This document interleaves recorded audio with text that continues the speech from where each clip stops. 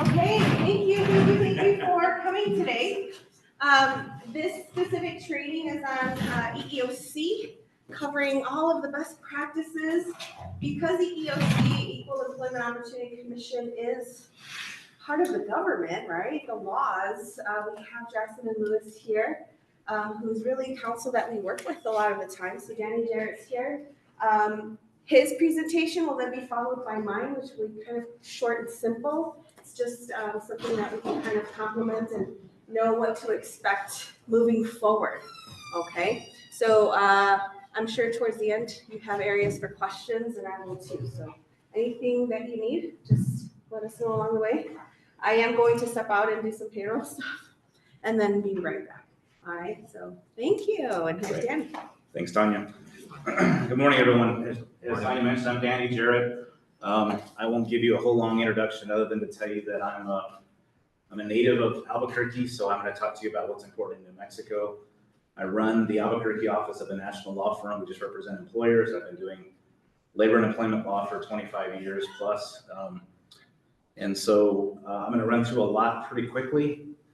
And it really is sort of a best practices. Just some of it will be reminders about what the law is and how it works. If you have questions along the way, please ask. I have a lot to get through, so if we start getting too far sidetracked on questions, I might ask you to hold them until the very end to make sure we get through all the material. And I'll apologize in advance. I may have to sit.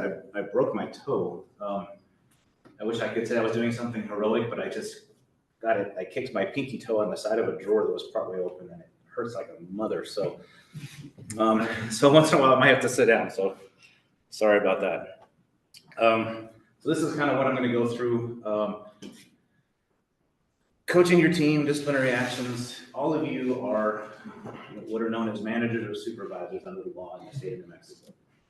So that means you have the ability to hire or fire, discipline, or effectively recommend all those things, which means it gives you a lot of authority within the company, but it also gives you a lot of responsibility in the eyes of the law, and especially in New Mexico. And I'll get into why that's so true here in just a minute. I'm going to go through some introductory things on diversity, and then talk about, as I said, the law, and then some best practices. So this is something we use. We do a lot of diversity training, talking about studies that have been done that talk about how much more effective a diverse workforce is if you get viewpoints from individuals with different backgrounds in terms of culture, education, experience, etc. And so I like this wheel to kind of think about everyone's kind of world they live in. So around the middle, we all have our own properties, and some of these are protected under state and federal law, right? We have mental or physical ability, sexual orientation, national origin, gender identity or expression, age, race, ethnicity. Those are all what we have about ourselves that are our own being. And then around the outside, we have other things that we choose to do or may influence us that are outside of just our essence of ourselves, if you will. So things like our appearance, our religion, our income, language and communication skills, our role within the organization, our family, our political beliefs, our education, our work experience. So all of that influences things in the middle and vice versa. So it's just kind of a nice way to think about that representation in the workplace. And every person has a different wheel, right, that they're dealing with. So things to consider. Which identities do you think about most often or least often? Of which would you like to learn more? Which have the strongest effect on how you perceive yourself?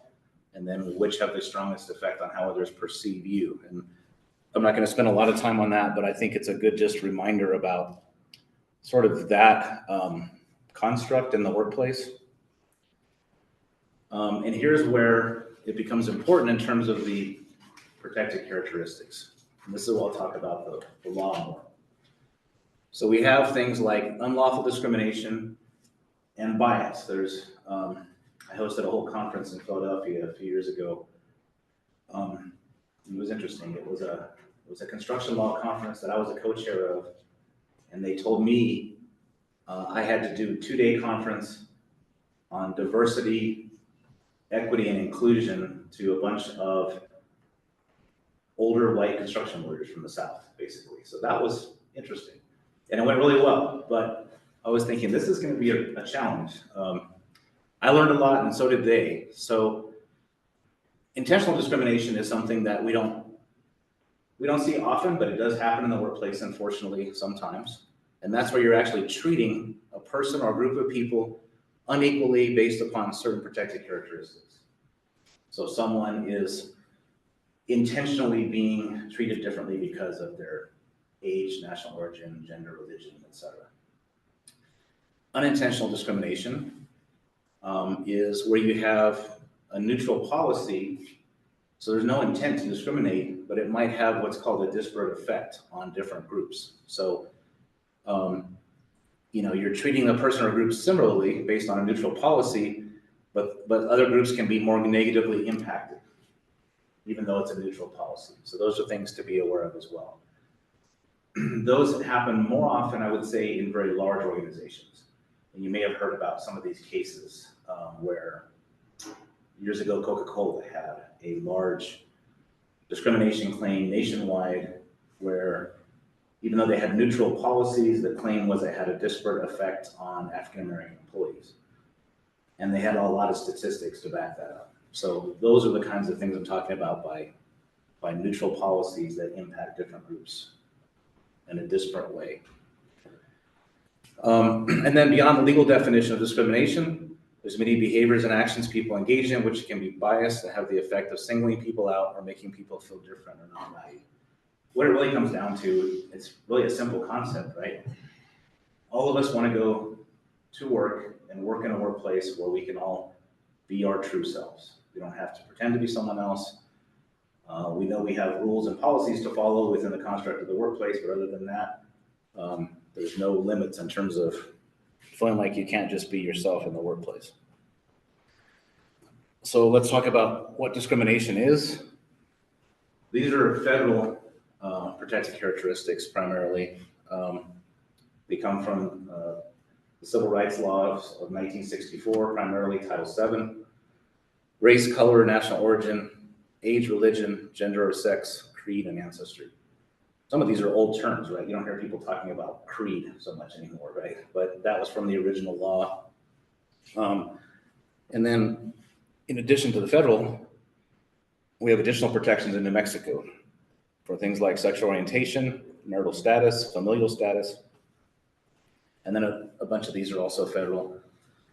Disability, military status, veteran status, pregnancy, citizenship status, and genetic information. These are all protected characteristics, and some of these, come up commonly in claims that employees might make, or in terms of training like this to make sure that things like this are not occurring. Some almost never come up. For example, genetic information. That is a federal law called GINA, which stands for Genetic Identification Non-Discrimination Act. And what that really means is employers can't discriminate against employees based on their genetic information. So you're probably thinking, where would that come up? The impetus for this law was probably 15 years ago. There were, again, some groups of very large employers who were screening out employees, if you will, asking questions about medical history to make sure, for example, they didn't hire a bunch of people with a history of cancer because their insurance rates were low. That was the allegation. Who knows how much that was actually going on? But in any event, that was the impetus for the passage of GINA, and that's what that's about. The rest of these are pretty self-explanatory. We do have some unique protections in New Mexico, including very strong protections for sexual orientation and familial status, which is unique to New Mexico. Employers in New Mexico can't discriminate against an employee based on marital status or lack thereof. It doesn't come up often, but I have had cases where it has. There was one I defended up in Taos where husband and wife were working for the same employer. The husband was in maintenance, the wife was in accounting. The wife was stealing money, and the employer didn't like that and fired the wife. And so the husband continued to be employed, and then his performance declined. He didn't appreciate how things went with his wife. So he was warned and eventually terminated for his performance issues. And he claimed all this was made up, that he didn't do anything wrong, his performance was fine. This was all based on what happened with his wife, so that was marital status discrimination. So it does come up once in a while. Okay, harassment. We often think of sexual harassment. That's what you hear about in the headlines. That's what we talk about more frequently. But it's not just sexual harassment. It's the legal analysis is exactly the same no matter what we're talking about, whether it's based on religion, age, gender, national origin. If it's harassment based on any protected characteristic, the analysis is exactly the same. So it includes offensive behavior based on stereotypes about a protected class, and it's behavior that's intended to cause discomfort or humiliation because of protected characteristic. It also includes any expression of contempt or hatred for a group to which the victim belongs based on a protected characteristic. That doesn't happen as often, but unfortunately in some workplaces you hear about some of those things going on. So if we look at some examples, and these are more in the sexual harassment arena, right? Suggestive or lewd comments, unwanted hugs, touching, kissing, groping, repeated requests for dates, and this is repeated. There's nothing wrong with two coworkers, for example, talking about potentially having a romantic relationship. Is where it gets complicated is if you have a subordinate, you have a supervisor-subordinate relationship. That's where it's a problem, right? And here's the thing that happens with those. And I've dealt with these over the years in many different forms. Sometimes employees will come to the company and say, hey, we have a romantic relationship. And they can disclose that, and sometimes you even fill out forms to say, it's okay, everyone's fine, this won't affect the workplace, until things go south, and then it does affect the workplace. And what I tell managers and supervisors when I do this training all the time is it's really straightforward, and you can think about this as Danny's rules of common sense. There's only two. The first one is very straightforward. Never, ever, ever, ever, ever sleep with someone you supervise. Okay. Seems straightforward, right? Don't do it. Rule number two, if you ever break rule number one, never, ever, ever, ever stop. And so it's kind of tongue-in-cheek a little bit, but that's exactly how these scenarios start. Where I've defended lots of these cases where there is a consensual relationship that's gone on between a supervisor and a subordinate employee for a long time, maybe. But then when it stops for one reason or another, one person ends it, then there's allegations that it was never consensual and it was part of a requirement for a job. So, so as managers and supervisors, I would just caution you, take a long look at that person and decide, can you never, ever, ever stop before you start? So, like I said, it's a little tongue-in-cheek, but that's exactly how these come up all the time. So other examples, requests for sexual favors, sexually explicit communications, electronic pictures, texts, IMs. These become exhibit 1 in the trial. These, I don't know what it is about, sometimes people think that when they send texts or emails, they just go away. They are saved and they're retrievable and they become exhibits. So be careful about what you put in texts and emails in particular. inquiring into personal lives, discussing sex lives, whistling, cat calls, comments on clothing, body, anatomy, staring, leering, winking, suggestive looks or gestures. And these are all, I realize this is all just a reminder for all of us. I'm not suggesting that any of you are engaging in any of this behavior, and it's not meant to suggest that in any way. It's more just a reminder of the world that I live in and what I see and defend in these kinds of claims. Racial epithets, negative comments about race or national origin or any protected characteristic, jokes about any protected characteristic, teasing regarding protected characteristics, mimicking accents. Doesn't mean that people can't have fun and joke around in the workplace, right? But it's really important to just stay away from these topics, where they're racially motivated jokes or, even making fun of yourself based on some protected characteristic might offend someone who is in the same group. If I'm making fun of myself for being old or something, someone else, even though I'm not directing that towards someone else, that still might bother them.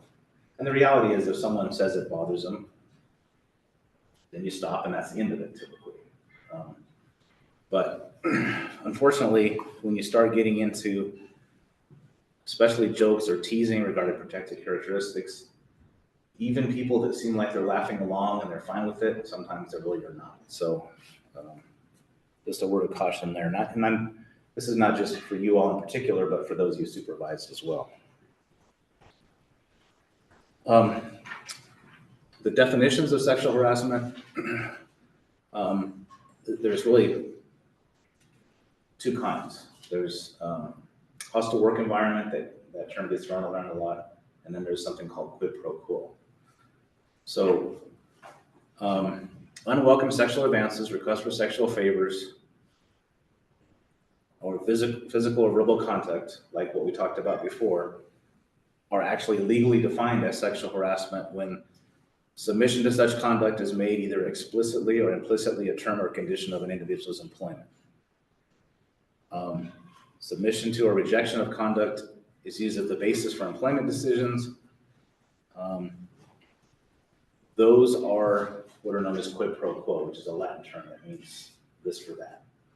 And that's really, you go along with this, then I'll make sure you get promoted, or you don't and you'll never work here again, or you'll never get any good assignments. When I would do this training probably 10, 15 years ago, I would really skip over quid pro quo. Because, the thinking then was people just don't engage in that conduct in the workplace anymore. And then a whole series of these things came out publicly, like, Weinstein and on and on and on, in terms of, high-ranking people within companies that were engaging in this kind of behavior for years and years, and it was being covered up, or people were afraid to come forward.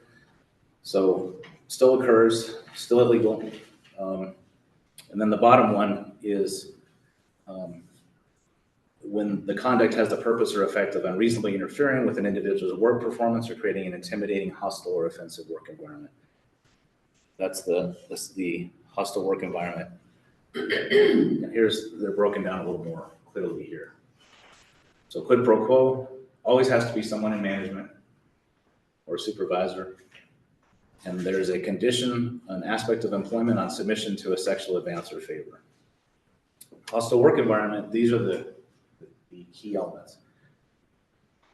First of all, it has to be unwelcome. And this can involve managers and supervisors, or it can just involve coworkers. There's no requirement of any person being in a supervisory position. So unwelcome, sexual or other protected category in nature, severe or pervasive, so it means over and over, or even one time if it's severe enough. Offensive to a reasonable person, interferes with the ability to work, creates an offensive, intimidating, or hostile work environment. Those are all the elements. Some of these have morphed a bit over the years and have become more focused. For example, it used to be offensive to a reasonable woman, because this was, a long time ago, these hostile work environment claims were women were the victims of this kind of behavior. Now it's changed to reasonable persons, because it's it's all genders. And then severe or pervasive, that one, it used to be that one instance of sexual harassment, if it meets this definition, is enough to be the basis of a claim, but it really does have to be severe. I'd say the bar has changed a little, but here's an example of what was deemed severe by one instance. It was years ago, there was in the South, and they called it a noose case. Fortunately, they had a bunch of these cases, what they did in those days, where someone hangs a noose. So this one was an employee who opened his locker and someone had hung a noose inside of his locker. They figured out who did it, and not only was the person fired, but there was basis for a hostile work environment claim based on one severe action. So that's the kind of thing I'm talking about. It has to be pretty extreme. Pervasive can be over and over, where someone asks that it stop or complains about it and the behavior does not change. Has to be unwelcome in the sense that the victim did not solicit or invite it, or that the victim regarded the conduct as undesirable or offensive. And this is where it gets tricky, right? Welcome behavior can become unwelcome. What starts off as welcome, maybe consensual joking, can cross a line and become unwelcome behavior. And this happens sometimes in the workplace, where it's all fun and games, everyone's joking and having a good time until someone is offended by something that's said or done. And once that happens, then people are allowed to change their mind, right? Even if they weren't offended before, they can say that's enough. And consent can be revoked at any time. So, stop talking to me like this, then it stops, or it needs to. This idea that, well, you started it, you instigated it, you're okay with it at first, those don't fly as defenses. So, when you're seeing this any kind of behavior like this in the workplace, just kind of monitor and make sure it doesn't occur at all, or at least you know where the lines are. All persons regardless of gender, sexual orientation, or gender identity, we talked a little bit about that, can be the victim of sexual harassment. And then, as I mentioned, it can also be third parties or bystanders, even if the behavior is not directed towards them. Who can be the harasser? Supervisor, coworker. And this is important. It can be a contractor, a vendor, customer, other third party. So it's not just employees. Employers have the same obligation to protect their employees from this kind of conduct, no matter where it's coming from. Even if it's not your employee, even if it's a customer or vendor, there's not as much as you can do as a supervisor, but there's actions you can take. As an example, I worked with a client years ago where there was a woman working at the front desk of a construction facility, and a delivery person was coming by to make daily deliveries, and he kept making comments that were making her uncomfortable. She asked him to stop. He did for a couple of days and started again. She reported it to her supervisor. It eventually got to HR. They brought me in and said, "This isn't even our employee. How do we stop this behavior?" And I said, "You call that person's boss, and you tell them what's been going on, and you tell them he's already been warned, he's continued, and so he will not be servicing our facility any further. You don't let him back on the property. And you document what you've done." So those are the kinds of things you can do to help, protect the workforce.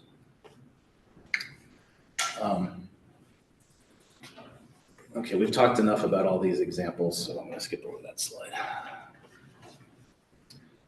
And here's another thing that's changed probably in the last decade. The working environment is not just the physical work site. It's anything that affects employees and the workplace, essentially. So it could be at the office, it could be at off-site events, it could involve calls, texts, email, and even social media, if it affects employees and there's a concern in the workplace. So harassing behavior that in any way affects the work environment is the concern of management and should be addressed. Even if it's, sometimes there's this concept of we don't care what you do on your free time. That's up to you. We're not involved in any of that.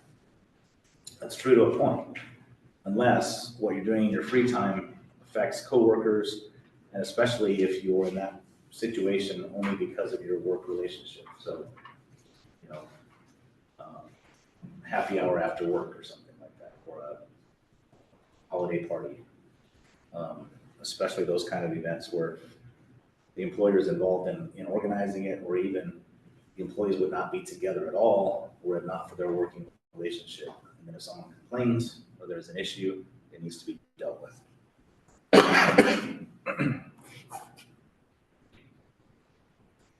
All right, so the company summer party was uneventful. The same cannot be said for the impromptu after party at a local bar where a bunch of coworkers went and split the tab. Many people there had too much to drink. The next day, Cynthia mentioned to Chance, a manager, that things got out of hand and that a coworker got a little too close to her, touched her a little too much, but that she was fine. Cynthia also said she could not really remember exactly what was said, but she remembers something about jokes about race and accents being made. Chance asked Cynthia if she was okay, and Cynthia said yes. Cynthia also told Chance not to tell anyone, and that she'd let Chance know if things became problematic.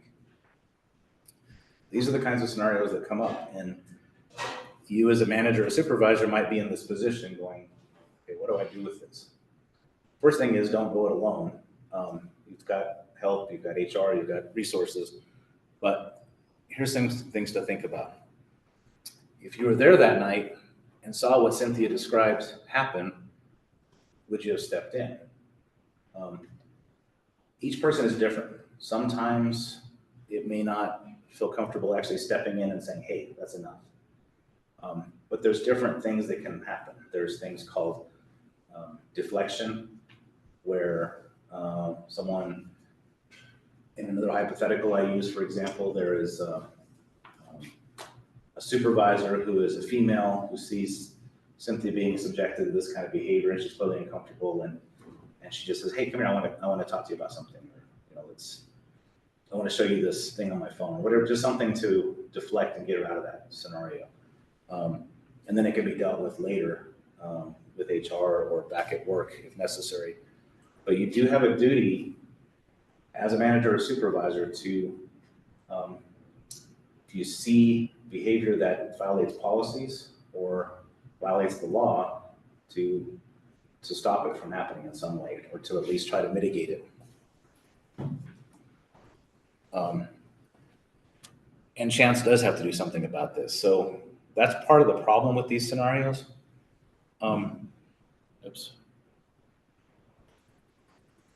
Sometimes you'll have employees that come to you and will say things like this. As a manager or supervisor, they might come to you and say, hey, I need to talk to you about something. I'm not sure how to say this, but I'm trying to figure out who to talk to. I'd like to share it with you, but I need you to promise me you're not going to tell anyone else. I just want it to be between us.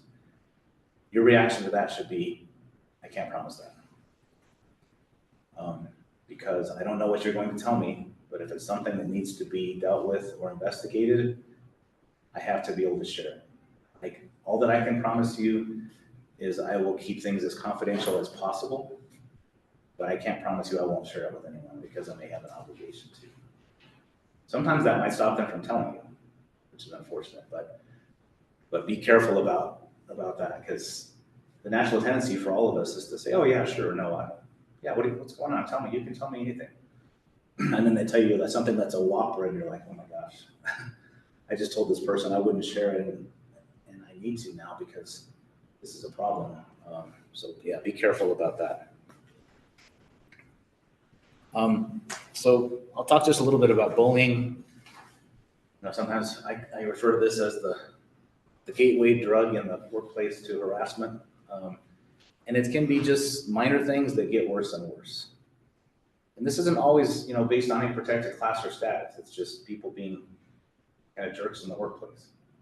Probably doesn't violate law, may violate policy, but it can sometimes get worse and worse. So flaunting status, taking credit, ignoring coworkers' contributions, preventing expressions of opinions, shouting, gossiping, manipulating job content, excluding people from meetings, the so-called silent treatment, foul language, blaming employees for others' errors, mean pranks.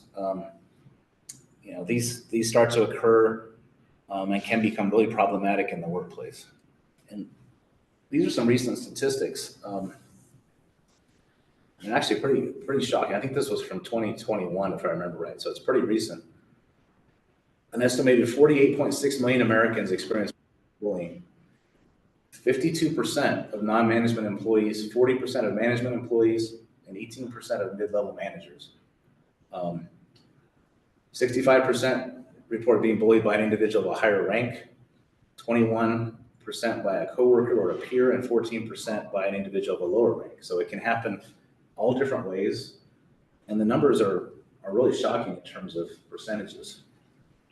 And even the remote workplace, you would think maybe that would help to mitigate some of that. Workplace bullying occurs in remote workplaces as well. 43.2 of fully remote employees said they experienced workplace bullying. And 50% of remote workplace bullying occurred during virtual meetings, compared to 9% over email. So, just something to really think about, observe, try to make sure it's not occurring. And it's really shocking the level it was occurring, at least as of just a couple years ago. The effects of bullying can be extreme.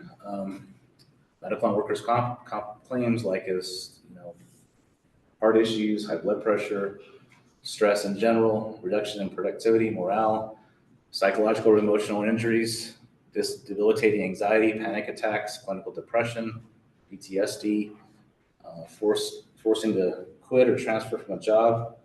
And that's known in the legal field as a constructive discharge. So if I'm defending a lawsuit, sometimes a person their employment was not terminated, but they claimed that the workplace was so intolerable that no reasonable person would have stayed, so they had to resign, and that's known as a constructive discharge. Harder to prove, but I see those claims pretty frequently. Some examples, we talked about most of these already. Embarrassing employee in front of peers, we didn't talk about that one. Excessive demands or impossible deadlines. These unfortunately do occur sometimes. And then they can lead to legal consequences, depending on if they escalate, depending on if they become either based on a protected class or status, or there's a perception that they are. Then it could be claims for discrimination, harassment, retaliation, infliction of emotional distress, defamation, even assault and battery, constructive discharge, false imprisonment. Those are the kinds of legal claims it can escalate to if they're bad enough. So in terms of just all of you as managers and supervisors, I often emphasize this in training, that you're modeling the behavior for the rest of the workforce, right? You set the culture. If employees think it's okay for leaders, then it must be okay for everyone.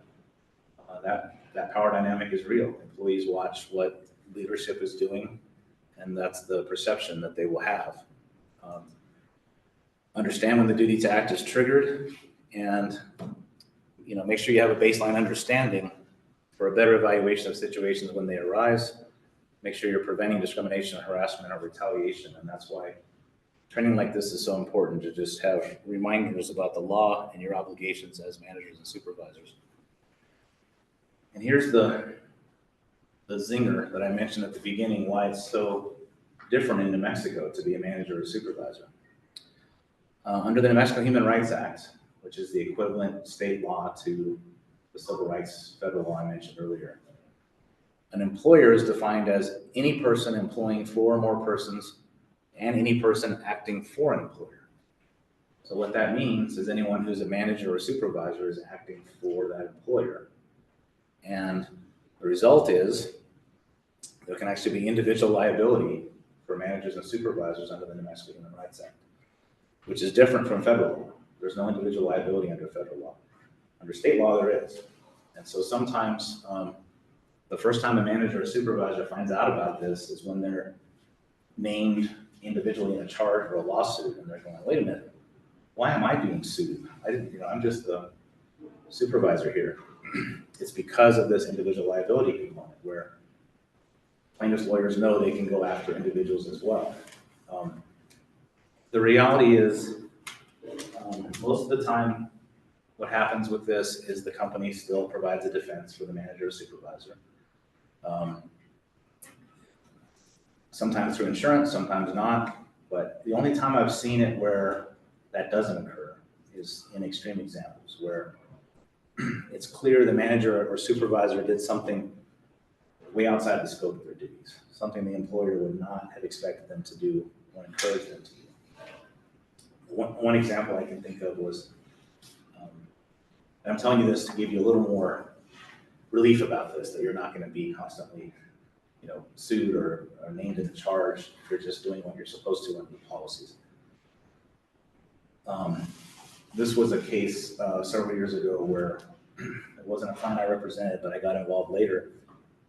It was a pretty large medical facility, and a manager was very frustrated with his subordinate employee because, as he put it, she was not listening to what I said. He would try to provide direction, instruction, coaching, counseling, whatever it may be, and she would just either kind of laugh at him or ignore him or say he didn't know what he's talking about. And this apparently went on for a little while. He got very frustrated with this. So he decided he was going to fix this. And so he waited till late in the day when there was very few patients around. Pretty much everyone in the building was gone.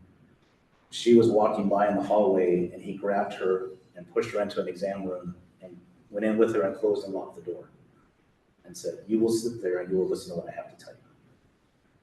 So she was very scared.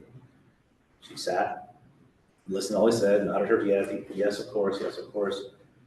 He said, "You understand?" And she said, "Yep." And so he said, "Then we didn't have any more problems." And she said, "No." So she walked out. As soon as she got to the parking lot, called 911. He was arrested, charged criminally, fired, and when the lawsuit came, the company did not provide a defense for when he was named individually. So that's what I'm talking about as far as extreme behavior. None of you would engage in anything like that, I know. But the reality is, because there is individual liability, sometimes for a number of reasons, just to get leverage and everything else, supervisors or managers may be named on a charge filed with the Human Rights Commission or the EEOC, alleging state law claims, or in a lawsuit. So just FYI. The Human Rights Act does not require employers to affirmatively prevent sexual harassment in the workplace, but it does follow the federal precedent set by two Supreme Court cases called Ellworth and Farragher. These were from the late 80s in Florida. And the law basically says if employers do these things, this is what we expect employers to do. There's really nothing else they can do. So they have what's called a Farragher and Ellworth defense if they do all these things. And the Supreme Court outlined them all in these two cases. So if the employer exercise reasonable care to prevent and correct promptly any sexually harassing behavior, and the employee unreasonably failed to take advantage of any preventive or corrective opportunities provided by the employer or to avoid harm otherwise. So two things. Employer acted promptly and investigated and dealt with anything they knew about, and the employee didn't take advantage of preventive or corrective opportunities, didn't report anything even though they knew how to, that kind of thing. So those are absolute defenses. That's why it's important to have reminders of the law and make sure that when you get a complaint or identify an issue, that it's taken to management, to HR, that it can be dealt with promptly and effectively. And this is, we talked a little bit about this, so just be careful about this. Mum's the word. This is just between us, it's off the record. You know, don't tell an employee if they raise an issue. Let me know when you want me to do something about it. I won't do anything until you say. Can't do that because the law requires you to take prompt remedial action if there's something identified. You know, do you want to make that a formal complaint? You don't have to require people to make formal complaints. If someone, it's enough to just mention something. Or if you see it as a supervisor or manager, that's enough. Why don't you go back and write that up and then we'll take it to HR. No need to do a formal complaint, no need to write it up, just process it. Now, certainly, if you have a form that's, you know, gets additional details, that's okay. You can have someone then, you know, follow up with them and say, okay, we've started the process of looking into this. Can you fill out this form to make sure we have everything from you as well? That's fine. But just don't take the position that, okay, we're not doing anything until you decide to file a formal complaint and there's a form, and once we get that, we'll look at it. As your friend and mentor, I'm going to tell you how to handle this. Stay away from that. It was more of a personal matter. They needed to just work it out between them. That was all just hearsay. I had no evidence. I was not there. I didn't hear it myself. I didn't see it. So not my problem. Can't do anything about it. Cannot act on rumors or gossip. Those are all common mistakes by managers and supervisors. So the upshot is, don't go it alone. I talked about this, right? You've been hired to do what you've been hired to do. HR, legal have been hired to help us navigate these waters. Managers must report any potential harassment or inappropriate conduct they observe or learn of, even if no one objects. And this is true even if you think the conduct is trivial. If the individual subject of the conduct has asked you not to report it, even if the individual subject of the conduct does not appear to have an issue with it, even if they say, like in that hypothetical, you know, don't do anything, I'm fine, it's not a big deal. Once you know as a manager or supervisor, it's the same as if Jill knows immediately. It's the same as if the company at every corner knows. So that triggers the duty to take action. And it could be that action doesn't mean, you know, conduct a 3-week investigation. It's, you know, appropriate based on what the issue is. It might just be a very small issue that needs to be dealt with just a little bit of further discussion, coaching and counseling. So they're all different scenarios. And then document.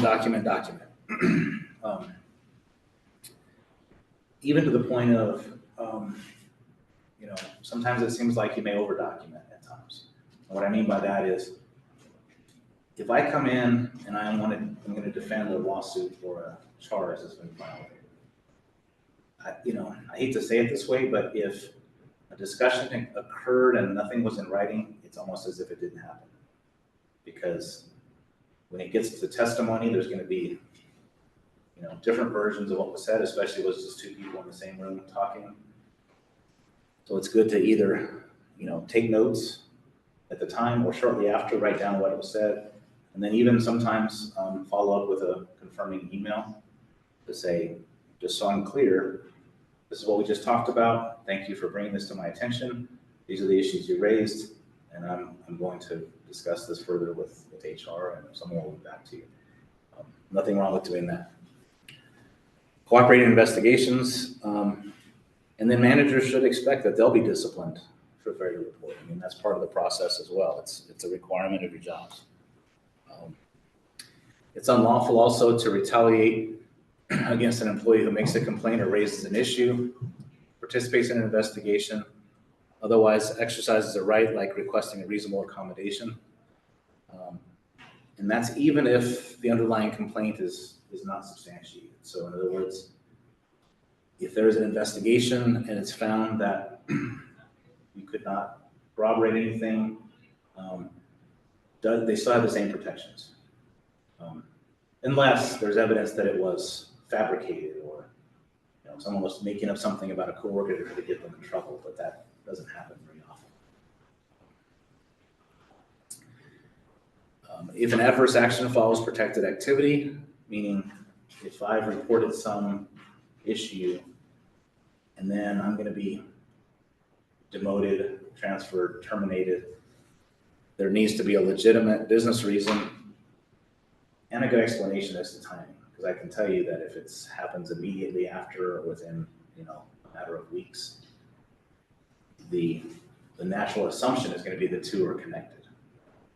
I've been a good employee with good reviews for 8 years, and I report my manager for things that I thought were violating policy, inappropriate conduct, and then 2 weeks later, I'm demoted and transferred.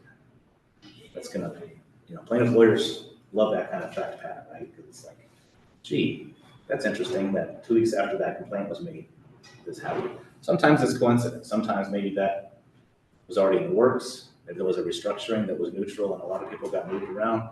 But those are the things to think about. I'm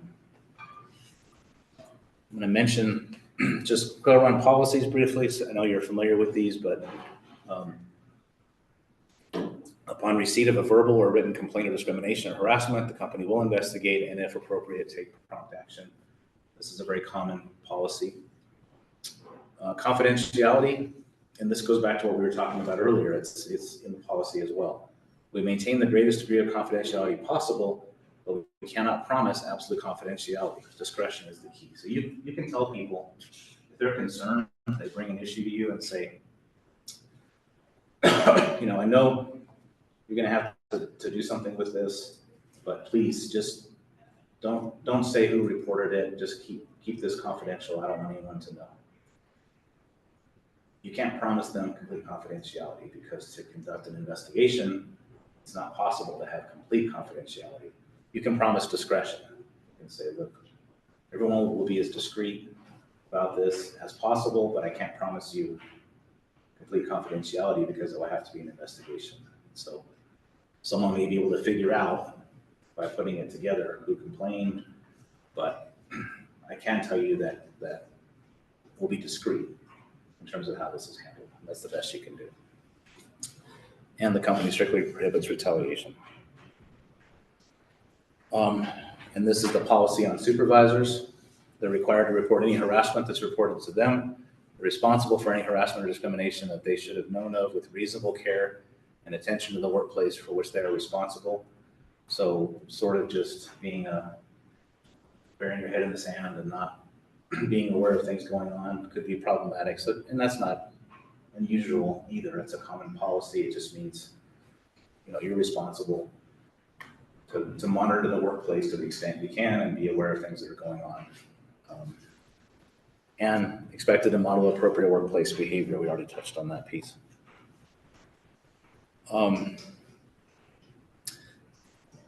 This part is more of a bystander requirement. There is a duty to report, could be held accountable for failure to report. It's a heightened standard for managers and supervisors, but this really applies to all employees, that if they actually see something, they could be in trouble for not reporting it as well, if it's egregious and really obvious. Strategies for in the moment and post-incident, and then I touched on this in that hypothetical earlier. So recognize and acknowledge offenses, interrupt or otherwise intervene, and this is, again, managers have these duties. Speak up, diffuse the situation, talk to the person perceived to be aggrieved, get help, report it, and again, don't go it alone. You have HR, you have resources.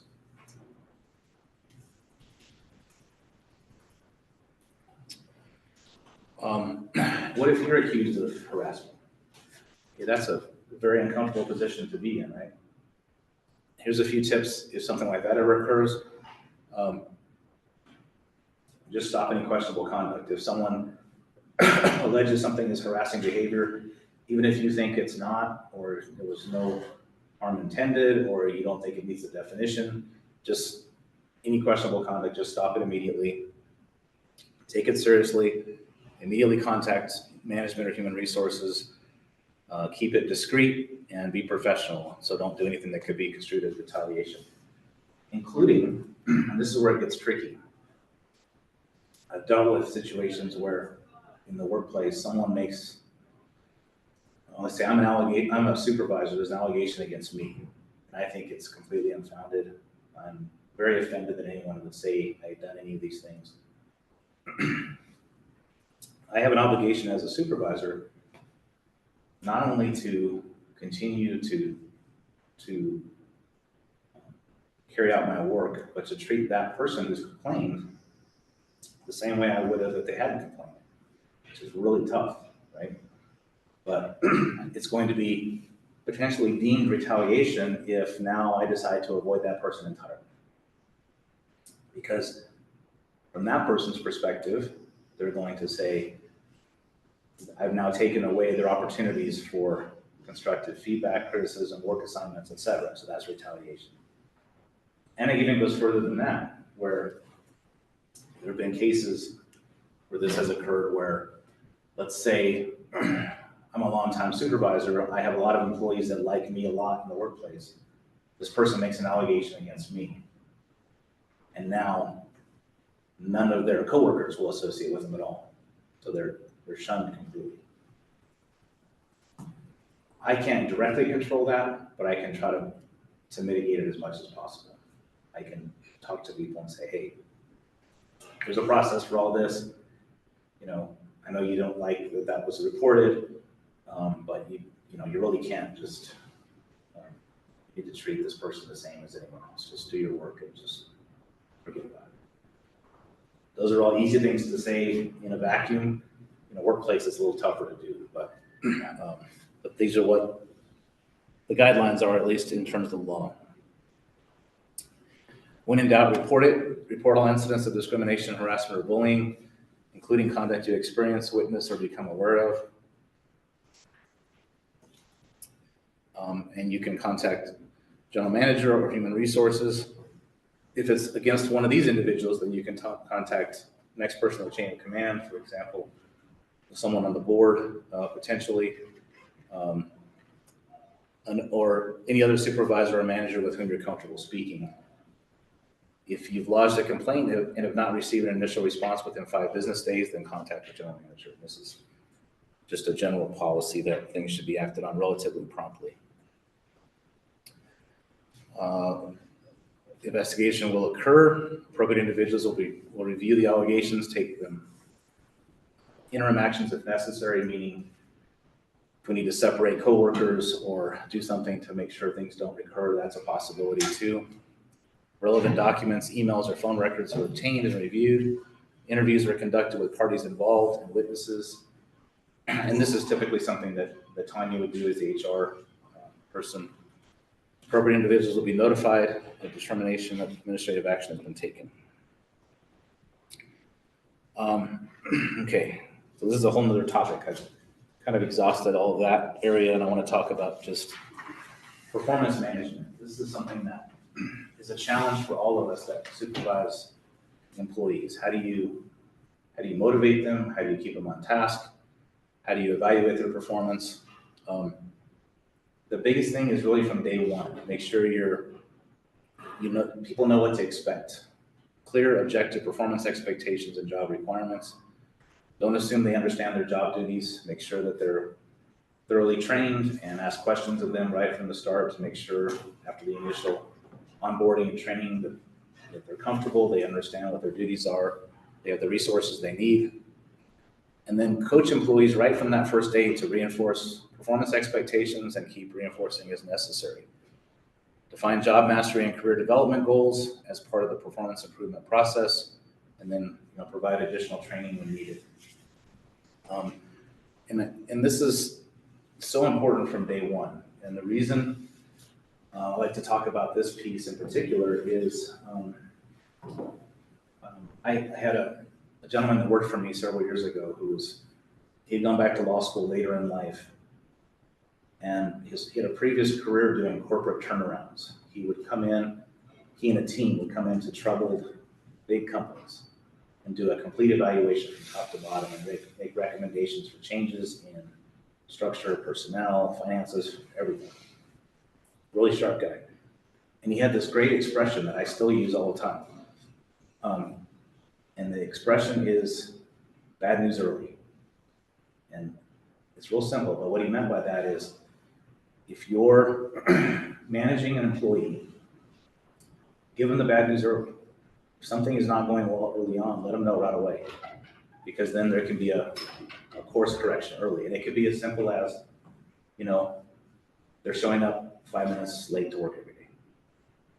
Well, the natural tendency might be, it's only a few minutes, not a big deal. If it becomes a problem, I'll talk to them later. And then weeks go by, and then months go by. Two things happen. You may become more annoyed by all this and think, gosh, they're always late, but you haven't mentioned it to them. Secondly, they may assume it's not a big deal. No one said anything, so coming in a few minutes late is not a big deal. Whereas within the first couple times it happens, just a quick reminder, hey, I noticed, you're coming in a few minutes late every day. I know it's only just a few minutes, but it really does become a problem for really run the company, and it impacts other people's work as well. So just do me a favor and try to make sure you're here on time. It can be as simple as that, and you give them the bad news early, and it doesn't turn into some bigger problem down the road. That's a simplistic example, but that's what I mean by that. And here's some more about that. Letting it slide, failure to act, failure to provide notice of deficiencies,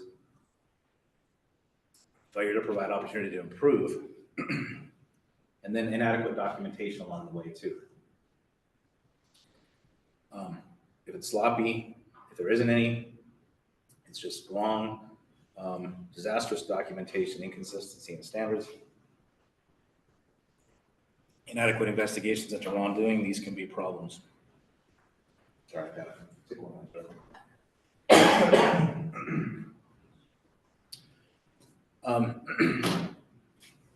Common pitfalls.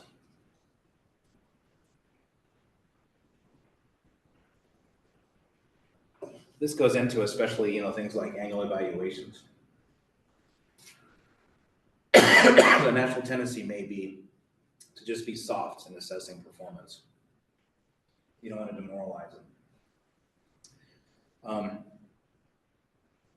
Rating employees higher than warranted to get them higher percentage salary increases, or being inconsistent, applying different performance standards to different people without a supportable, legitimate reason.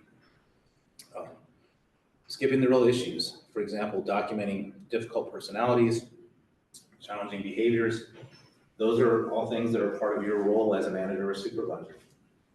They can be very hard to do.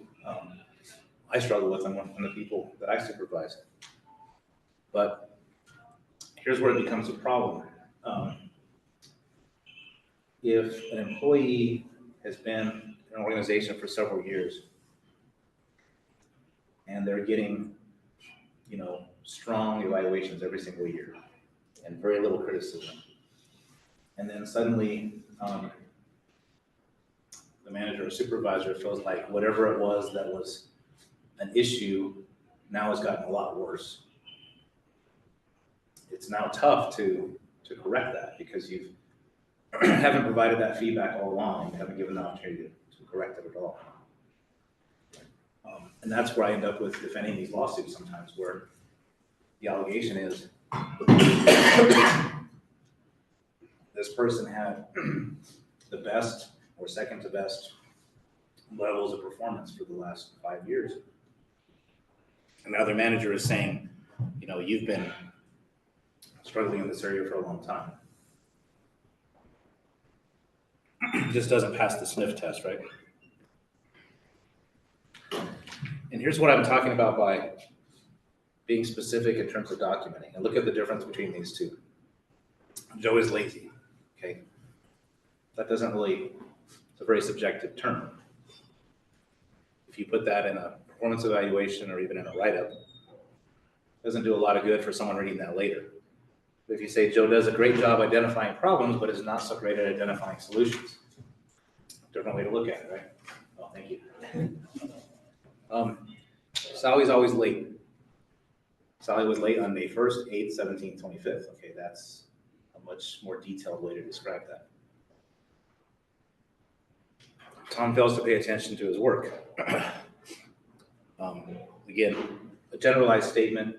You may know exactly what you mean when you write that, but someone else reading that later would not. Tom gave the wrong production data 3 times last month. Okay, that's very specific. So try to include those details where it's appropriate. Good documentation will be timely. It'll include that kind of specific plain language we talked about, logically communicates information, records key facts in an objective way, limited to performance and behavior, it's accurate and verifiable, complete record for the basis of decisions, includes corrective steps, not just infractions.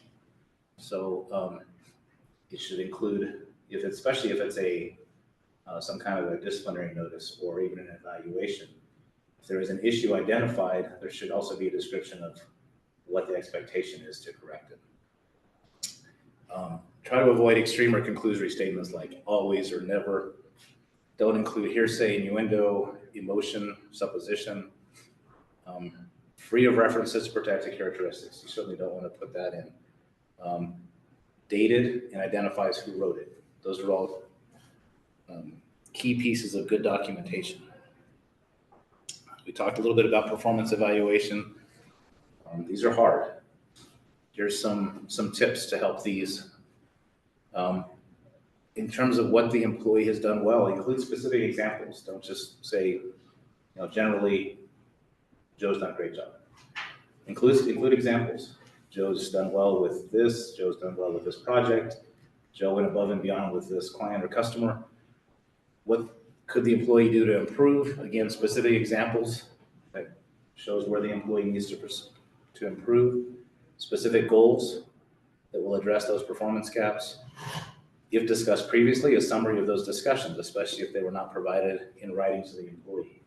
This is a good way to kind of catch up on some of those, because in the natural flow of work, all of us get busy. And we may have a couple of discussions about maybe a minor issue, like I mentioned, someone being late or not following some protocol that's relatively minor but needs to be followed. And you don't document that. You just say, hey, remember to do this. Okay, sorry, I'll do it next time. 2 months later, when you're doing the performance evaluation, that's a good time to say, we discussed this previously on this date and this date, and we still have not seen that improve. This needs to improve, and this is why. So nothing should be a surprise to the employee. They should have, even if it wasn't documented in writing at the time, they should remember that it was discussed. Here's some, one form that's used sometimes. Demonstrate commitment to coworkers, be a team player. Those things, those are good sort of constructs, but again, be careful about including specifics. We all think we're team players, right? No one's going to say, I'm not a team player. That's why when I talk to people about job advertisements, don't put team player in a job advertisement. That doesn't weed out anyone, right? We're all team players, or so those are such a subjective terms. Use specifics. If that's the goal, teamwork, okay, that's a laudable goal, but put in here on the evaluator's comments. John demonstrated one of our teamwork goals by pitching in with Marcia and Jeff to finish this project. This was, he worked overtime without being asked. He got the approval in advance. He provided some additional expertise that no one else had. Whatever it may be, include specifics on that teamwork piece. So here's, Joe did not participate in team meetings on January 5th, March 3rd, or August 4th. Joe needs to attend and participate in team meetings. Okay, those are specific, right? And this is the flip. This is criticism. This could also be used for positive comments. But either way, specifics are the key in doing these. Things not to say in doing discussions or evaluations. Because you have taken so much leave, the department is suffering because you're never here. Don't say that. Since giving birth, your productivity has declined. I just assumed you wanted to take it easy after your leave. Your continued refusal to dress professionally because of some cultural heritage thing is a problem. Don't say that. Your attitude is poor. You appear to be depressed. So these are all touching on potentially protected characteristics, disabilities, medical issues, a whole lot of reasons not to go down these paths. So here's a plaintiff's exhibit A. And this is, these are some documents, we see these kinds of things sometimes. To Human Resources, from the VP of everything to the copying the CEO, the subject is Johnny. I just got another complaint of harassment from Johnny. He claims one of his coworkers grabbed his butt, LOL, hard to believe, with a smiley face. Anyway, he is complaining again, sad face. I think we have enough paper on him to finally get rid of him now. Let's do it. We obviously want to make sure our reason sounds legit and it will actually hold up. Don't.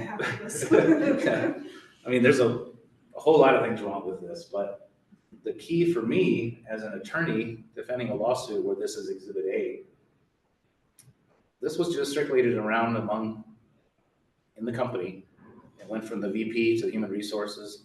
There was no attorney involved. I can't say it's attorney-client privilege. This was all just a normal communication, which means this is going to be discoverable. It's going to come into the lawsuit, and it will be Exhibit A. And then the jury's going to look at that and go, wow, what kind of place do they have there? What's with the smiley faces and unprofessional stuff going on here? And, trying to make sure the reason sounds legit. I mean, it's really problematic. So be very careful about creating any documents. I know that none of you would, but this is an extreme example. All right. Here's a few other things to go over here in terms of best practices for disciplinary action. Again, this is tough stuff. It really is. Doing performance evaluations, coaching, counseling, disciplining. There's no simple answer. Everyone has their own style, but there are some good best practices that are helpful. If there's an investigation, do it all objectively. When you're cooperating with HR in your role as a manager, make sure that you don't go into it with preconceived notions. And sometimes that's hard because you've worked with some of these people for many years potentially, and you think their personality, their tendencies. Try to put all that aside and just be as objective as possible. Determine if there's a known policy or expectation and if it was violated, and get specific. Look at the handbook, job descriptions, prior warnings. Those are all pieces to look at. Make sure there's a legitimate business reason for any discipline that's ultimately handed down. Has to be job related, has to be non-discriminatory or retaliatory, and it has to be in compliance with policy. So I was just in a deposition later this week where one of the big issues was there's a handbook where progressive discipline is utilized. First, an oral warning, then a written warning, then a final written warning, and then termination. But then, like many of these policies, it also says, but the company reserves the right, depending on the severity, to not utilize that progressive discipline and impose discipline based upon the nature of the violation. And this whole case is about what's actually been done. So the lawyer's asking questions. Have you ever seen anyone terminated without using progressive discipline policy first? No. Were you told that you'd always be subject to progressive discipline? Yes. I mean, this is all coming in. So the biggest thing I can say on all that is just follow the policy closely. And where it is a situation where progressive discipline is warranted, then follow that. Where it's not, and again, we're going to work with HR on this in terms of how it's done. But what's the evidence? Is there clear proof and thorough documentation? Does the documentation predate the complaint? This goes to that retaliation component. Be consistent. Think about what you've done with other employees in similar situations, right? If 6 months ago someone did something very similar, then you should be thinking about how that was handled as well when you decide what discipline to hand down, because you don't want to be inconsistent either. Sometimes, the situation is different enough that it calls for different solutions or discipline. But that's why I say all these are a little different. Is the disciplinary action reasonable? Does the punishment fit the offense? Was the employee given a chance to explain? Is there a prior disciplinary history? When I try cases to a jury, this is what it really comes down to. Juries tend to sort of listen to what the judge tells them they're supposed to do, sort of listen to the lawyers and the evidence, get a feel for what really happened. And then when they go sit in the room, they look at, was this fair? That's the standard they use. Was this employee treated fairly? If not, then we're gonna slam the employer. If they were, then we might not give them much or anything at all. But they kind of dismiss all legal requirements to some extent and just look for fairness. And so I encourage you to be thoughtful about that piece. Just think of the fairness concept. This is the progressive disciplinary action that is worthy of consideration, again, based on your policy. Informal coaching, verbal warnings, written warnings, final warnings, termination. Not all things call for that, of course. Myth that employees and juries believe. If you receive a good performance review, you cannot be a bad employee and cannot be fired. It's a myth, and juries sometimes will go along with that. They'll think, gosh, this was such a good employee, how could they have been fired? Employees must always receive a warning first. Employees cannot be fired unless they violate a written policy. You cannot fire based on he said, she said. You cannot fire based on hearsay. The employer has to prove the employee did it. The employer has to have evidence. The employee's disagreement with the manager's assessment is proof of wrongdoing. Those are myths, but juries do believe some of these things. So, that just be thoughtful about when you're imposing discipline, that these are kind of some things that are out there. This thing about violating a written policy, I've actually had a case where it was a charge, but where the employee said that the physical assault that they engaged in the workplace didn't violate any written policy. Well, it violates the law.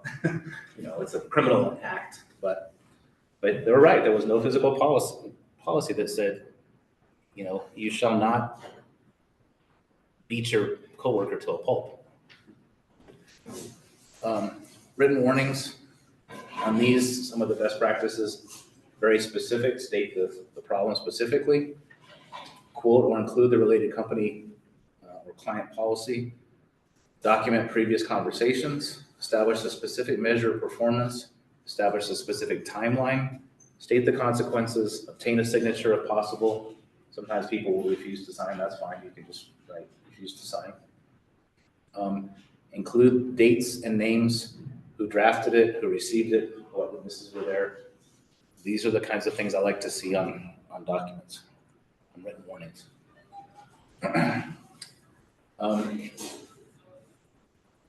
Ask yourself, is there anything in writing that states expectations? And you'll see this happen even in things like an unemployment hearing, for example. One of the things administrative law judges look for is, was the employee given a warning? Did they know what the issue was? Did they understand how it was a violation, and were they given an opportunity to improve? And those are all sort of back to that fairness concept. Performance standards, those can be from the job description or goals. There's company standards, compliance or attendance, and then policies and procedures in the handbook or from meeting minutes. Again, use that objective criteria, include impact on others, both positive and negative. For example, when you lose your temper at the work site, merchants can hear you and our reputation is negatively impacted. Be specific, give detailed examples. For the electronic attendance system, on May 22nd, you clocked in at 9:15 a.m., which is 15 minutes late and 13 minutes late on July 3rd. During the last two department meetings, July 7th and 12th, when Mr. Smith, the supervisor, was giving his report, you rolled your eyes while he was speaking, interrupted him twice, made negative comments such as blank about the home. Okay. Sometimes it seems kind of goofy to have to put all this detail in, but unless it's there, it can't be relied upon later. And again, think of it as you're creating this not for yourself. You know what happened. Think of this as you're documenting it for someone else who will be reading this or presenting it to a jury. Get the employee's explanation. Sometimes you may be surprised what you learn. It helps assess the employee's potential impact on the working environment, shows fairness by incorporating two-way communication, and provides opportunity to help the employee correct their performance. And that's Dr. Seuss. Sometimes the questions are complicated and the answers are simple. Detail what steps the employee must take, what steps the supervisor will take to assist, reach an agreement with the employee if you can, document the employee's understanding. As an example, you stated in our meeting on April 13th, 2020, that you will leave your home no later than 7:00 a.m. so you will arrive at work on time beginning at April 14th, 2020. Okay. That's very specific. So here's what we agreed to. So we all are on the same page going forward. Describe the consequences. State clearly what actions are being taken now, include the time frame, identify what future action may be taken if there are no improvements or if it's repeated, like additional disciplinary action up to and including termination, and also reference any prior disciplinary history. And then this is a good practice to get in also, to document verbal discussions. 11.1, I spoke to Phyllis about quality errors. 11.5, reminded Phyllis to be on time. 11.7, asked Phyllis to help her coworkers. 11.9, reminded Phyllis to watch her sarcasm and tone with coworkers. 11.13, asked Joy to help her coworkers. 11.20, reminded Peter to watch his sarcasm and tone with coworkers. You know, documenting verbal discussions is helpful. And there's different ways to do this. You can keep your own manager or supervisor journal, but I prefer to have these things end up in personnel files as well. Even if you have your own copy, that's fine, but make sure they end up in the personnel file as well, because sometimes if you have your own manager or supervisor journal, it gets lost, or you decide to take another job and no one knows what happened. It's better to have that in personnel files. There is such thing as too much documentation. I know it doesn't happen often, and I've talked about document, but stick to the facts. I mean, I've seen things where there's sort of rambling discussions that are not really related. Avoid conclusions that may have legal consequences. Avoid speculation regarding the reasons for the performance issues. The natural tendency in talking to someone might be, I know you've told me, you're having a hard time getting up in the morning because your grandma died, last year, and morning coffee reminds you of your grandma, or whatever it may be. Don't put all that in the documentation. Just talk about the performance issues and expectations going forward. Practice catch-up documentation. Reference earlier undocumented oral warnings or reprimands. Like we talked about earlier, on 3 occasions this summer, including at least one time in August, I spoke to you regarding X. Those are good practices to get in. Here's an example. Poor Phyllis, she's having lots of issues, right? This is from Manager Tom Jones, February 12th. As we discussed today, your tone when speaking with clients needs immediate improvement. Specifically today, I heard you raise your voice to a client over telephone. This is the second time in the past month I witnessed such an incident. After the first time I met with you and reminded you of the importance of treating clients with respect, we discussed that it's inappropriate to raise your voice at a client. Back in November, we had a discussion about watching your sarcasm and tone with coworkers. Further instances of this nature may lead to disciplinary action up to and including termination. Immediate and sustained improvement is required. So this is direct, succinct, specific, an example of some good documentation. Golden rules. These, we talked about this some. Focus on facts, not conclusions. Document frequently and smartly. Remember, email, text messages, and instant messages can often be recovered. Explain to your employees what you and your clients expect. Set expectations in advance. Address issues promptly. Don't wait. That's that bad news early. Criticism without praise makes insecure workers. Insecure workers make mistakes. So, balance. Provide praise when warranted. Provide criticism when warranted. Let employees know you're being supportive, but you're also, critiquing how they're doing. Discipline in private, praise in public. Educate so you don't get sued over their unlawful practices. All right. So I'm going through a lot. We still have just a few minutes at the end here. Any questions or things I went over too quickly that you want to talk a little more about? I know I went through it fast, but tried to cover a lot of ground. Was it all plain as could be? Okay. Like I said, these are, it's easy to kind of talk about the rules and make it all sound easy. And I know it's not. Managing people is never easy, right? There's always different circumstances, different things to deal with.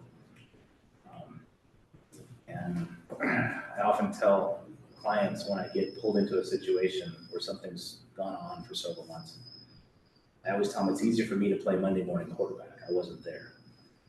I wasn't invested. I wasn't involved in the emotion, everything else. But try to keep these guidelines in mind, just as some best practices. And I've got the materials there. You can keep those with you. Feel free to refer back to those at any point as well. Okay. Thank you all for your attention. Okay. Here we go. All right, so going over the role of HR, obviously I work with all of you, right? Sometimes it is difficult to understand, though, my day-to-day, right? Knowing exactly, does it make sense to go to Tanya? Does it make sense to approach on, certain employee relations things, or, are there some back-end things that you may or may not know that I do? So we're gonna go over that. Part of the agenda is just a small introduction about me, right? So that you kind of have an overall understanding of how I even came into HR. What's my role in Quail-Run and how can we support one another? Building our teams and creating a safe work environment along with interviewing. What are those best practices? So the bigger thing to know is that I've been in HR for 15 years. I did not study HR at the university level. What ended up happening is I just landed a job with an agency that needed an in-house recruiter. And so I learned what HR was at that point and kind of just moved from there. And so I had a small little scope of what that meant. And as I got into it, I realized I really enjoyed it. And that kind of goes along with being bilingual. I'm the oldest of four. And so with that, I had the responsibilities of going with my mom, with my grandparents, to go and apply, wherever there was work, wherever they were hiring. So I already knew how to fill out applications. I already knew how to even ask certain questions that they needed answered. And so being bilingual was really critical. And who knew that that was actually HR stuff, right? And so part of that puts me into a position where my passion is working with people. It is trying to bridge some of these gaps in both languages and really trying to go for that team environment. I might be a department of one, but it doesn't necessarily mean that I don't look at you as part of my team, right? Part of my team is to really make sure that I'm here to support you as much as possible. I don't manage your day-to-day employees, right? But I certainly want to make sure that we are supportive, that we're doing everything that we can, and that we have Quail-Run's best interest as an organization. We are not necessarily in a position where I should be able to just mock things up for you, right? You know whether or not your employees are doing what they should be doing, right? That they're meeting their expectations. I don't know all of those big details, right? So I look to you to try and help facilitate that. If I can make things easier, I certainly will, right? And I'll work towards that. I'm typically driven by all of our employees. I'm an employee myself, so sometimes I have to look at it from so many different angles. But at the end of the day, what is in the best interest of Quail-Run, right? Why do we even have policies? What do these even mean? How can they be interpreted, right? Most of you know, right? Anything that we do from a legal standpoint, it could be left up to someone's interpretation, right? But if we can collectively figure things out, I think we can start moving towards having a better work environment, right? And so a lot of what I do, yes, it's working with employees, but you are employees as well, right? And so that's where I feel I need to be more connected, more than ever now than before. HR continuously progresses. We change throughout time. There was a point where HR was just the compliance piece, right? These are the rules, this is what we do.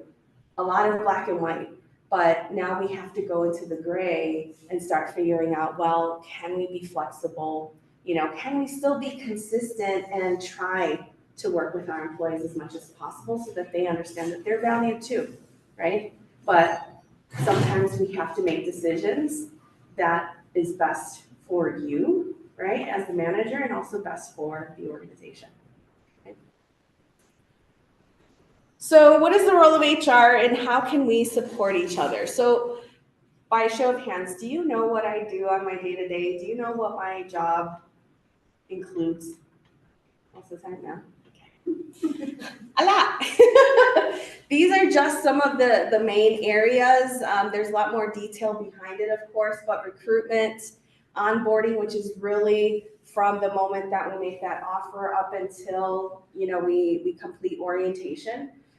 Employee relations, once they are within the organization, benefits, training and development, which is what we're doing today, compliance and policy, employee records management, unemployment, terminations and resignations, job descriptions, company best practices, employee events, which thank you, Luana, for using your shirt today, management advisor, payroll, and disciplinary action, right? A lot of what Danny went over today, though, has a lot to do with these categories, which is usually about 60% of my time, give or take, on a daily, right? So quite a bit, but I'm here to make sure that we can kind of work together.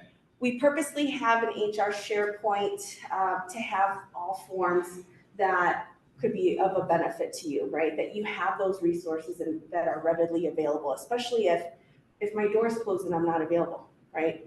You have that documentation, whether it's the employee handbook, which now successfully we have an English and Spanish version, which for the most part, it's almost about the same length, right? But it is pretty tailored, right, to make sure that you know what topics we have and what that looks like. So our table of contents is exactly the same. It just so happens to be on a different page, right? We also have that disciplinary action form. Now, if you don't like the fillable PDF, I can certainly put in the Word document, right, so that it extends if that makes it easier for you, but it is there. The one-on-one meetings with me, feel free to always, you know, come over and say, Tanya, let's talk about this, or I have a question about that, or I'm not really sure how to navigate through SharePoint, or what are the things that I can kind of look at to help me with X, Y, and Z. You know, and then first and foremost, open communication, right? How many of you have seen the door that I have, or the sign that I have on my door? Okay, so it's purposely there. It's there intentionally, and it's very literal when I talk about that open door policy, right? I want people to be able to come in. Yes, I might be working on something, but I want people to come in. And I want them to come in because I want them to know that that's what I'm there for, right? I want to actively listen. I want to hear all sides. I don't want to necessarily take one side and then go with it, right? I want to know what's going on, right? And so if I'm not there, you know where I am, because I'll say on there, in a virtual meeting, right? In a meeting. So I might be somewhere in the building, but just in a different room, right? I might be out of the office. I might be on vacation. So I have all of those purposely because I want you to know, right, that I am here or I might not be here. So maybe we can kind of figure something out, whether it's sending a text, sending an email, hey, Tanya, when can we get together to talk, right? Which I know, Peter, you do an awesome job with that. I really appreciate it. All right, so with this, we rise by lifting others. I want to be able to make sure that we can lift each other up anytime that things are not going well, right? Our little plant, our little flower, whatever it is that we're trying to make happen, right, is not just one person's effort, right? We need to be able to work together, right? We need to be able to have candid discussions on what might be going on, right? Even within managers, right? We might have conflict, we might have disagreements, but we need to be able to lift each other up and say, we're gonna make things happen, right? We're gonna do things, and all for the good of the environment that we have here at Quail-Run. I want us to be an employer of choice, right? I don't want people coming in here and realizing like, oh gosh, this is not what I thought, right? We can do all the advertisement that we want. We can help support in trying to gain more candidates. But the moment that someone comes in here and sees the environment, I don't want them necessarily feeling like we just fed them, right? Something on a plate that doesn't even look the same when you come in, right? I want us to be able to say, yes, we made a mistake and we're gonna fix it and we're gonna keep moving on, right? And sometimes it's not about fixing it. It's just changing the way that we think and how we're going to handle things moving forward. So building our teams and creating a safe work environment, how can we make sure that we're doing that? So Danny did mention this quite a bit. You want to get your team to show appreciation for one another, right? You don't necessarily have to do that job on your own, right? You should be able to encourage your employees to celebrate each other, be able to pinpoint some of the things that they've done very well, right? I've heard it from time to time where sometimes you've got those employees like, hey, you did an awesome job there, right? And they didn't have to say it, right? They didn't have to approach their coworker, but that helps them to be much more cohesive. That helps them to realize like, oh, I've got some good coworkers that are here to support, right? Recently, just working with housekeeping, I hear that quite a bit among them. Like, oh, you should have seen so-and-so did an awesome job, right? And didn't even think that we're gonna get out of there in time, but they managed to do it, right? So being able to do that is a huge success. Open communication and transparency. So it goes back to, right? Bottom line, I know progressive discipline isn't always the best, right? But the more that we can communicate with our employees, the better, right? That way they're not surprised later down the road. That way they're not like coming to me saying, I don't understand, but they always told me I did a good job, right? And so if you don't pinpoint some of those little areas that could be improved, right? Then they're going to feel like we're not very, approachable, right? We have to be able to give the good news as well as the bad news. Utilize progressive discipline as a tool and resource. It should not be punitive, right? What I mean by that is disciplinary action was meant to be more for coaching, right? Yes, as you get through progressive discipline, it starts to become punitive, but that's because, we got to the end of our rope here, right? Like I was really trying to help you. And even then I was really trying to help you. This is sincere, right? We want to be sincere, we want to be clear, we want to be concise. We don't want to use up the whole form to provide a huge narrative, right? But we definitely want to have these small bullet points, right, to get to it. Consistently, we need to know our handbook, right, which is why I like to have it on PDF because I can do a Control F, right, to find a specific word that I'm looking for, right? I don't want to make it too hard to find, but I want to be able to pinpoint, well, is there something there in the handbook that can help me? If you can highlight something from the handbook, then it's been said, it's there, it's documented, and then you follow up with a bullet point as to, well, where is that violation? Where is that offense, right? Because then you have your backup. Pretty solid. It's not what you told them, right? It's what the organization is saying they should be following, right? It's kind of like blame Quail-Run, right? Don't make them blame you for something that you're just trying to abide by. And that's really the point with disciplinary action, right? We want to be able to consult, document, and take action. Sometimes I get to a point where I'm thinking, well, where is this documentation? When did things happen? Do you know roughly, right? Because we want to be able to provide a timeline so that they understand, like, no, this has been going on for a while and I'm doing something about it. I know sometimes it's hard to pull that trigger and have those candid conversations, but I want us to be able to work together and say, well, it's time, right? I can mock something up for you, but ultimately, like I said, I don't know some of those details that would make that disciplinary action form much more important and more serious, right? We don't need to put it in our emotion, right? If we put in our emotion, we become much more subjective, and then all of a sudden we have this loophole that we can't seem to get out of, right? So as much as we can consult with one another, I think that we should be able to get through some of these difficult hurdles that we come through every day, right? And accountability. So this is one of those things where I feel like we can certainly improve on. Sometimes to make a better employee, we as managers have to put in a certain percentage of our time and hold ourselves accountable, right? So that they know as employees that, yeah, not only are we watching, but we're there to support, right? If they have an issue or there's something maybe personal on their end that's making them struggle, right? Do we need to use the EAP? Do we need to actually go that route, right? As opposed to just providing a disciplinary action form, right? Do we need to help facilitate some of these conversations? Maybe they're having an issue with a coworker that we didn't even know about, right? Could there have been an instance, right, during some portion of their day, of their job, that got them to a point where they're just not happy anymore, right? Obviously, I want to see everybody happy, but that's not, perfection, right? That doesn't exist, right? But we can certainly make it a much more, happy place in some ways, right?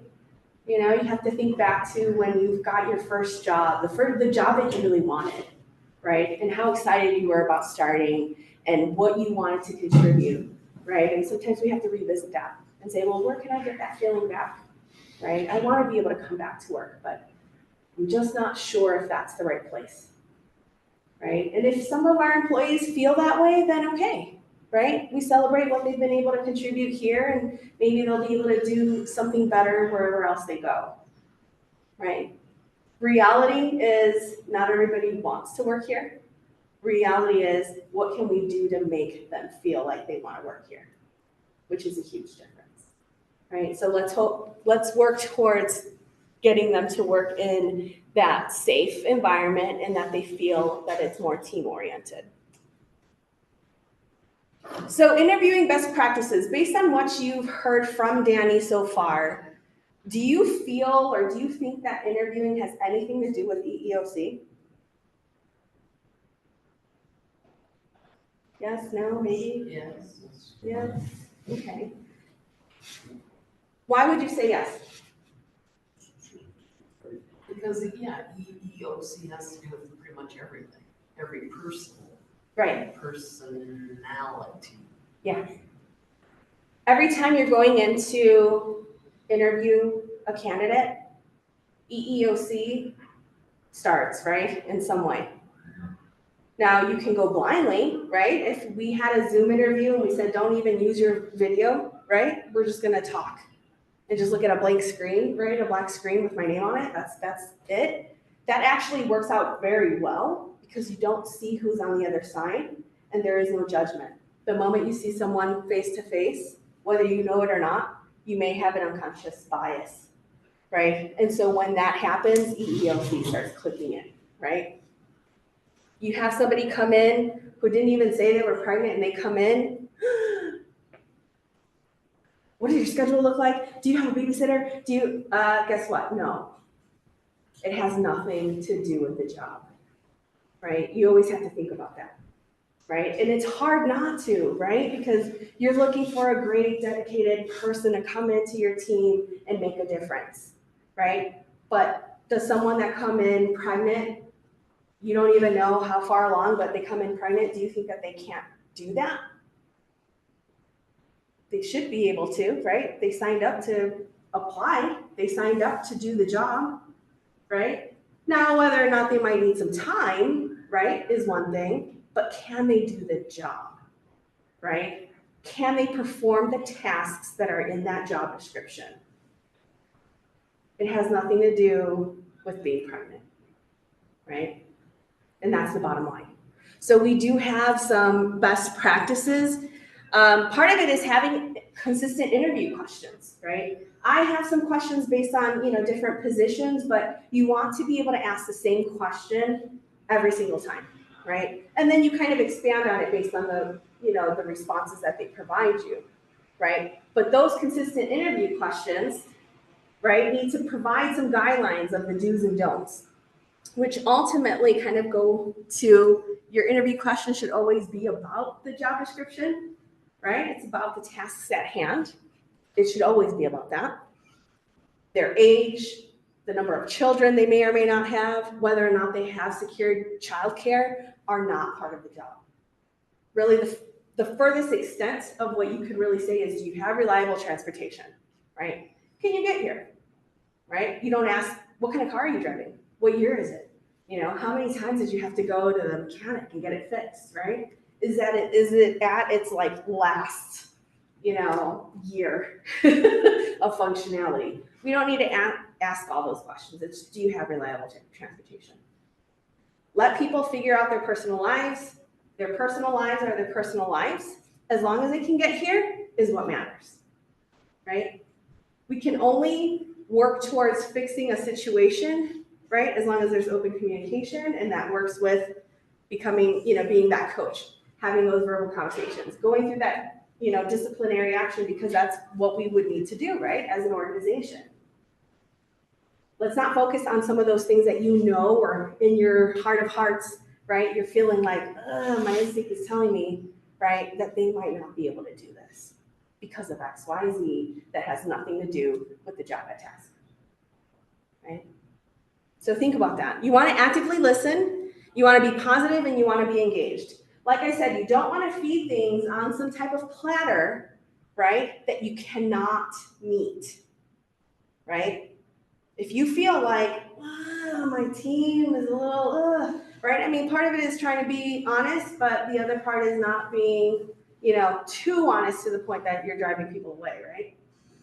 If you feel like you've got too much going on in your department and you need people, right? You need more people to come in. You have to start thinking about, well, if the new person comes in, right, and sees all of this, they might quit, right? They might join along with the rest of the team and learn what's really going on, and then I may or may not lose them. Well, then that becomes a problem because we're not focusing on the culture that we created in our department. That's a different problem. So if we can work towards making it a better environment, making it a better culture, right, within your departments, then we should be able to focus on hiring the right people, right, for our positions. I know sometimes out of desperation, we just want to bring people in, right? I know sometimes I provide that pressure, like, maybe we can try, right? And that's me trying to, you know, think positively, right? But ultimately, if it's just not going to work, it's not going to work, right? And we just need to keep moving forward to finding the right people, asking the right questions, and ensuring, is our job description even accurate? If it's not, then we need to improve on it.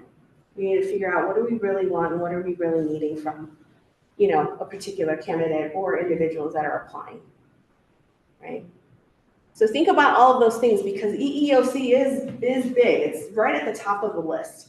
And it is difficult to kind of shy away from identifying certain people because, well, I don't think my team's going to be very receptive of the person, right? And sometimes it's a, well, is that really why we're not going to hire someone, right? Because we don't necessarily want to shut those doors. And just so you know, from the EEOC standpoint, they can certainly come and say, well, what kind of questions do you ask? Can you give me a list of all of your applicants? Do you have demographics on them? They have a legal right to ask me for that, and I have to be able to furnish it. Which is why it's so important to know how EEOC even comes about and when it even starts. And a lot of it starts off with the interviewing process. Even looking at applications. If they answer something in a certain way on some of those questions, some people will say, well, how do you know? I don't know. How do you know that English is not their first language, right? How do you know that they're really going to be reliable if you see a bunch of jumpy work history, right? Some of these things are you just shutting the door to shut the door, or do you have this preconceived notion, right, that this person just isn't the right candidate? So they do ask a lot of these questions, just so you're aware. I had that in my last employer, not here, but at the last employer. So it is something that happens. So think about those interviewing best practices. So before you go, and I say thank you, I want to show you a little bit of this. It's my right to report. This is a new form. With my communications and presentations with our employees, our hourly employees, I told them that we were going to incorporate a form where they can report anything that might be more of that EEOC component, a violation, whether it's, observing or witnessing harassment, whether they were harassed, X, Y, Z, that they have a right to report. Because they do. So do you. So do you as managers, right? You're obligated actually to report anything that's reported to you over to HR, right? Over to the general manager. And so I've put this report together so that you're aware that not only is this going to be something that's going to be available on a flyer in break rooms, but this is going to go out via email. I'm going to come up with like little business cards, if you will, that our employees can have and carry with them. Whether it's in their purse, wallet, pocket, whatever it is, and it'll have a QR code if they need it, along with the link itself. But I want to show you what it looks like because it is important for you to know how this can help us along the way. So I'm going to stop sharing and then share again because obviously it doesn't want to.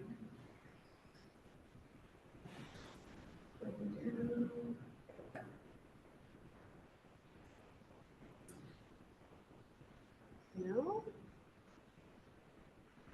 Let me close this. Go here.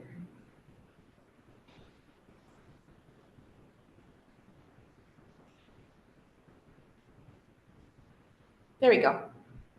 All right, so it's what was that? Thanks. It's my right to report. So it is bilingual, purposely, right? So this form is designed to report incidents about, but not limited to, harassment, workplace violence, discrimination, etc. The contents of the form of the information you provide are confidential and are subject to be shared with appropriate parties. If warranted, an investigation will be initiated and may include further conversations with you to discuss the incident, right? So that's just the plain disclosure. As you know, confidentiality, it's only as good as we can keep it, right? But a lot of the times I may have to consult, right, with legal. I may have to consult with Jill. I might have to consult with one of you, right? Trying to figure out and iron out some of these details because the more egregious the issue is, the more time is involved, right? And not to mention that investigations in some ways can be used, that term can be used a little loosely, right? The moment I start to research or the moment I start to, talk to employees, that's an investigation. But sometimes it's pretty quick. And then there's times where we need more detail and we need to start moving forward. So with this form, and I'm just gonna do this for the sake of getting through the form. I asked for their full name. Now it's not required. Okay, this is a field that's not required because some employees may feel like they need to submit something anonymously. Now I will say that when it's anonymous, sometimes it's difficult to investigate thoroughly, right? But we need to be that open with our employees and give them some type of out, right? Some type of way to report where they don't feel like there's going to be retaliation. Okay, so I do ask for their name. If they want to say anonymous, they can say anonymous. Then they select their department. And so I'm just going to use whatever's there. They have to indicate when did the incident occur. So there needs to be a date, right? And so it does give, let's just pretend it was on Monday. And then what time? This is give or take, it is required just so that we have an idea. Maybe there's video footage, right? That helps me in the long run trying to figure it out. Otherwise, I'm going to spend a lot of time looking at cameras until I find something. And that's if I find it, right? So we can just say 1 p.m. And where did it occur? Whether it's out on the golf course, whether it's in the kitchen, whether it's in the lobby area, whatever detail is necessary to know, give or take, where it occurred. Who was involved, right? I'm just gonna indicate I've got these people, right? And their department is, let's just say grounds, even though I chose housekeeping, right? But maybe it happened around the grounds area, but it involved housekeeping, right? And then, were there any witnesses? So if I say yes, it's going to go to the next portion of it, and it's going to ask, well, can you provide your witnesses and departments? And again, this is required, right? So we'll go here and go next. Then it goes into, in your own words and in detail, what was the incident? Again, required. What other concerns do you feel are necessary to express about this incident? So sometimes when I get detail, they forget or didn't realize that they probably could have said a little bit more, or they might feel, you know what, I'm afraid of retaliation, right? Or, you know, I don't know if it's good to talk to you, right, at XYZ hour. I mean, they could express whatever, right? But I just want to give them that ability, right? And I want to give you that opportunity too, to say as much as you can, right? Then here's the kicker. Are you part of management? Okay, I want to get all of the detail of the incident, but then at the end, are you part of management? And the only reason why I ask is because my expectation is that you are aware of our policies, right? These are the things that ultimately, when it comes down to incidents, right, that happen in the workplace, these are a lot of the categories that we're kind of looking for, even if it is an injury or an accident, right? But these are overall. If there's a category that's not listed here, let me know. Pretty sure I covered everything, but I make mistakes too. So if there is anything that's not in here, just let me know. But these are big categories, right? And I would expect for you to have an idea whether or not there is a violation, right? And that's just to help us along the way, right? Because if it ends up being discriminatory, right, and we say, you know what, you know, we might give them, you know, I don't know, a written warning too for whatever reason, right? Or a final warning, at least we can target that policy in particular and do some of that copy and paste onto the form, right? So we're just gonna pick one, right? I'm just gonna say retaliation. And then there's an acknowledgement. By entering my name below, I acknowledge the information provided in the "It's my right to report" form is accurate and true. I also acknowledge Human Resources will contact me to investigate this report further. I will do my part to fully cooperate in the investigation and make myself available. If I made the decision to submit this report anonymously, I will enter anonymous in the field below. I am also aware an anonymous report may affect the investigation if minimal information is provided about the incident. Okay. After that, the response comes straight over to me, right? If it has to do with your department, all I'm really going to say, and you're not the one that submitted it, right? All I'm going to tell you is I got an incident report, you know, from somebody in your department. That's all I'm going to say. I'm not going to give you more detail because, again, I'm not going to have too much until I start the investigation.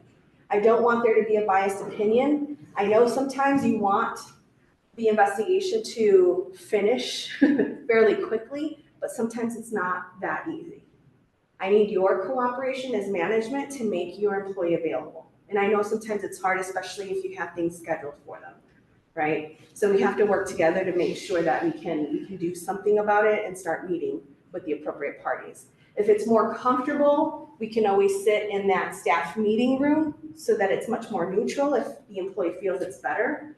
Because I know that gossip and rumors happen. Most employees will say like, oh, did you see so-and-so went into to see Tanya? You know, I wonder what they're talking about. Their door's closed, right? Now, I wouldn't be surprised if people were actually standing outside of my door just to hear, right? I mean, I'll be honest with you. But, you know, I want this to be something where they feel it's safe to speak, right? You know, they say it's, you know, if you see something, you say something, that's exactly what's happening, right? And so I want to make sure that they feel like we're encouraging them and we're supporting all of our employees, including yourselves, to say something, right? To report it. We can make arrangements, right? We can do whatever we can to make this a speedy process. But sometimes thorough investigations take some time, right? I'm obligated to make sure that the employee or whoever submitted the report or whoever came to me, within those 5 days, they know that something's happening because I try to meet with them right away. I try to pull them, right? just so that I can get that started, right? And I'm meeting those 5 days, right? I'm meeting that 5-day requirement. Any questions about this report? Is there anything that you think maybe I missed? No? Maybe? I'm gonna send out an email later today, so it'll be probably about 4 o'clock-ish. If you're not aware, Outlook gives you the ability to send something based on after a certain time. So I'll have it set up that way so that it sends out the link, right? And then I'll develop those flyers with the QR code along with the link, and have that ready so that everybody receives it by the end of today. Okay, but again, I welcome you to provide any editing that might need to happen and whatnot, just so that we can continue to improve on this reporting. Okay. It's important for me, but it's much more important for Quail-Run to make sure that those communication lines are open, right? And that we can be a little bit more transparent, right? We're not perfect, right? But let's make sure that we are creating that work environment that allows for employees to approach. Okay. Any questions, comments, concerns? No? All right, well, thank you. I think we ended a little early. Yeah, right on time. Thank you. Tanya. All right.